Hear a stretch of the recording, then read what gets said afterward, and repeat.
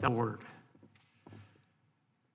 Good morning. Welcome to today's oversight hearing of the Railroads, Pipelines, and Hazardous Materials Subcommittee, entitled Amtrak Now and Into the Future.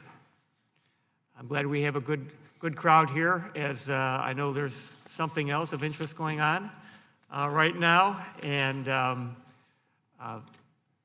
Crawford I was saying it was very quiet in here, and I thought everyone was watching it on the impeachment hearing on their phone, and Mr. Crawford said, I think it's on the TV there in front of the witnesses, but I don't think it really is. But this is an important hearing that we're holding today. It's part of the subcommittee's continued work on Amtrak reauthorization and the surface transportation reauthorization. Both of these authorizations expire at the end of September of next year, so this is a critical time to be looking at the issues as we begin drafting this legislation. I'm a strong advocate for Amtrak service and passenger rail in general.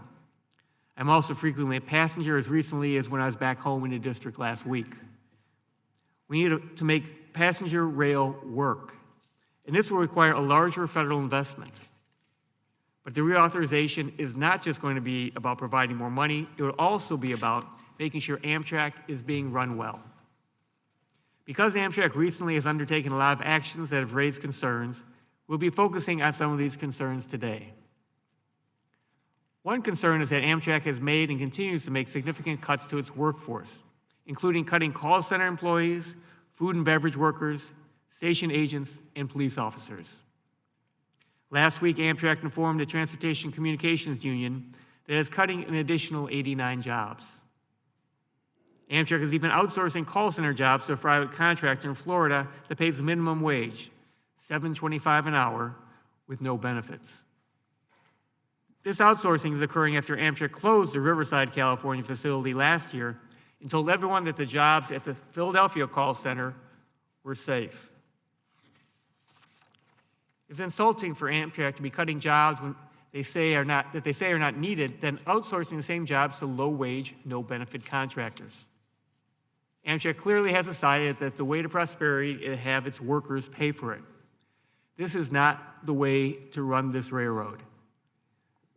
Making customer interactions, food and beverage service, and police protections worse decreases Amtrak's attractiveness to potential riders. You do not get more riders or more revenue with a worse product. I look forward to hearing from the Transportation Trades Department, Transportation Communications Union, and Smart UTU today on how we start reversing this alarming trend and get back to a place where Amtrak treats its workers with the respect and dignity they deserve and gives passengers the quality service they deserve. Next, I want to turn to Amtrak's intentions regarding long-distance service. When Congress created Amtrak in 1970, it clearly intended the railroad to serve the whole nation. The word national is in Amtrak's official name. Amtrak's long-distance services are a critical economic lifeline to many small towns throughout the nation. Oftentimes, Amtrak service is the only connection these towns have and are especially relied on by those who cannot drive, including seniors.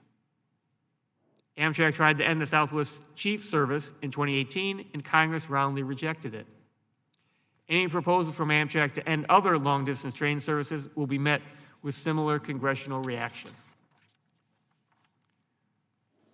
Finally, I remain focused on a big issue to my constituents in the Chicago region, Amtrak's stewardship of Chicago Union Station.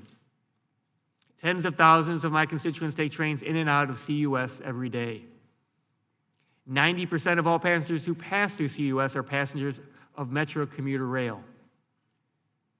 Amtrak has had some major issues this year at CUS, including falling concrete at the station that hit a Metro train and a disastrous service outage in February that lasted through multiple rush hours. And this issue was solely Amtrak's fault. Improvements must still be made at Chicago Union Station.